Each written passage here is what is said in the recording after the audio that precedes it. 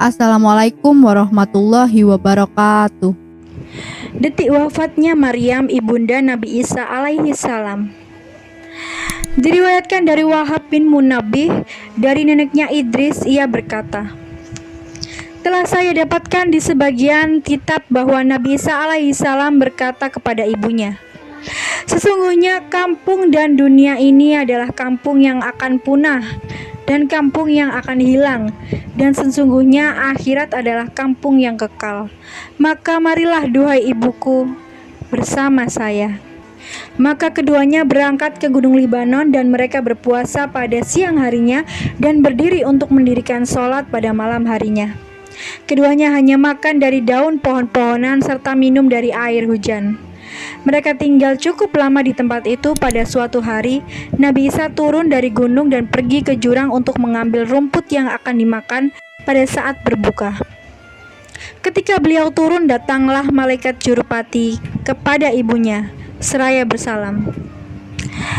Assalamualaikum ya Maryam, yang patuh berpuasa dan beribadah di malam hari.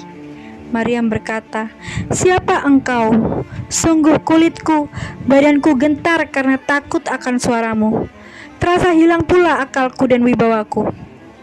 Malaikat berkata, saya adalah malaikat yang tidak kasihan kepada anak kecil karena kecilnya dan tidak kenal memuliakan orang besar atau orang tua karena kebesarannya atau tuanya, dan saya adalah yang mencabut ruh.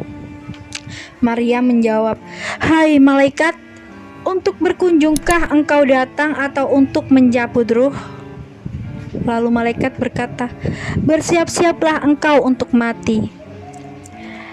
Apakah engkau tidak memberi izin kepadaku supaya datang dahulu anak kasih sayangku yang menjadi buah hatiku, buah indah mataku, dan menjadi penawar harum risau batinku?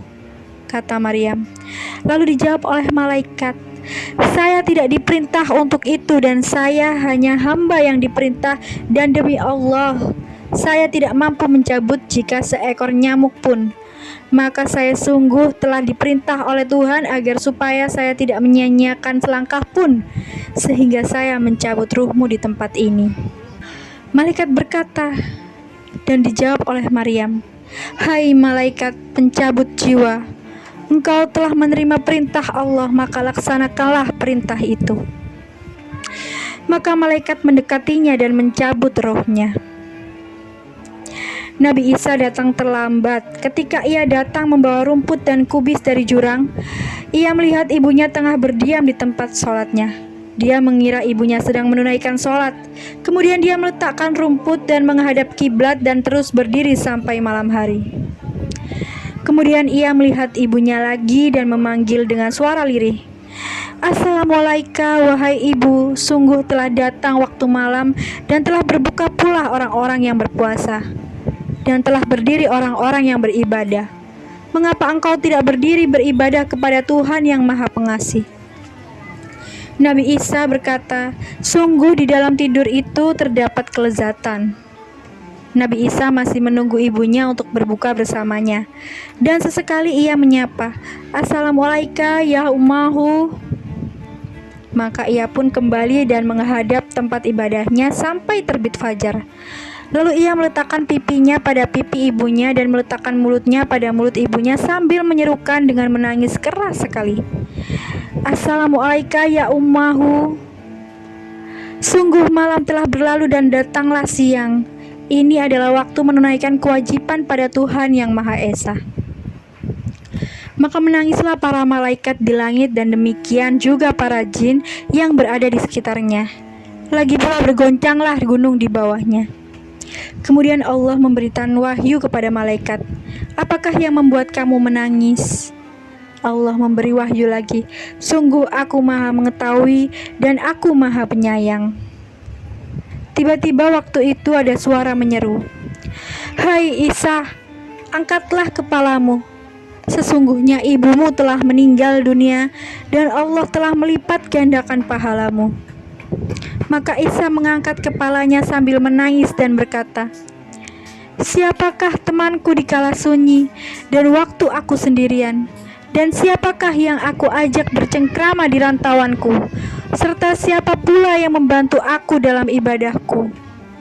Allah memberi wahyu pada gunung, "Hai gunung, nasihatilah ruhku." Lalu gunung berkata, "Ruh Allah, apakah arti kesusahan itu? Ataukah engkau menghendaki Allah sebagai pendampingmu yang menggembirakan?" Kemudian Isa turun dari gunung itu dan pergi ke sebuah desa. Dari beberapa desa tempat tinggal Bani Israel, maka Isa berkata, "Assalamualaikum ya Bani Israel." Mereka berkata, "Siapakah engkau, hai hamba Allah? Sungguh, kebagusan wajahmu telah menyinari rumah-rumah kami." Kata Isa, "Saya adalah ruh Allah. Ibuku telah meninggal dunia dalam rantauan, maka tolonglah saya untuk memandikan, mengkafani, dan memakamkannya." Kata mereka, "Hai ruh Allah, sungguh di gunung itu banyak ular besar dan ular-ular lainnya yang belum pernah ditempuh atau dilewati oleh para ayah kami dan nenek kami sejak 300 tahun. Maka Isa kembali ke gunung, lalu ia mendapatkan 2 orang pemuda yang bagus keduanya. Kemudian Nabi Isa memberi salam dan keduanya pun menjawab salamnya Nabi Isa. Kata Nabi Isa, "Sungguh ibuku telah meninggal dunia dalam rantauan di gunung ini, maka tolonglah aku untuk mempersiapkan pemakamannya." Kata salah seorang dari keduanya, "Ini adalah malaikat Mikail dan saya adalah malaikat Jibril, dan ini adalah obat tubuh dan kain kafan dari Tuhanmu." Dan para bidadari jelita turun sekarang dari surga untuk memandikan dan mengkafaninya. Maka Jibril menggali kuburnya di puncak gunung itu. Sesudahnya mereka menyolatinya dan mengiringkan jenazahnya.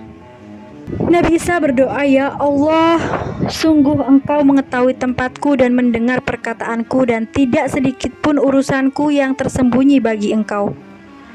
Maka ibuku telah meninggal dunia sedang saya tidak menyaksikannya di waktu wafatnya. Maka izinkanlah dia berkata kepada saya." Maka Allah Ta'ala memberikan wahyu kepada Isa, "Sungguh, aku telah memberikan izin kepadanya." Isa pergi ke kuburan ibunya dan berdiri di atas kuburan itu seraya menyeru kepada ibunya dengan suara yang mengandung risau, "Assalamualaikum, duhai ibu." Ibunya menjawab dari dalam kubur, "Hai anakku, kekasihku dan buah mataku." "Wahai ibu, bagaimana engkau dapatkan tempat pembaringanmu kepada Tuhanmu?" "Tempat pembaringanku adalah sebaik-baik tempat pembaringan, dan tempat kembaliku adalah sebaik-baik tempat kembali, sedang saya datang menghadap Tuhanku. Saya tahu bahwa Dia telah menerimaku dengan rela, puas dan tidak marah."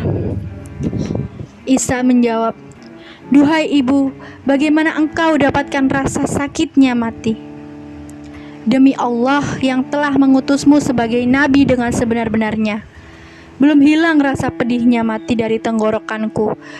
Dan demikian juga wibawa yang menakutkan dari malaikat jurupati belum hilang dari pandangan mataku. Alaikassalam, hai kasih sayangku, sampai hari kiamat." Subhanallah, begitu mulianya Maryam. Ia wafat dalam keadaan husnul khotimah dan mendapatkan tempat yang sebaik-baiknya tempat di alam kuburnya. Namun ia tetap masih merasakan rasa sakit sakaratul maut. Semoga kita selalu menjaga semua amal ibadah kita untuk bekal di akhirat kelak. Terima kasih sudah menonton video hari ini, detik-detik meninggalnya ibunda Nabi Isa alaihi salam. Wassalamualaikum warahmatullahi wabarakatuh.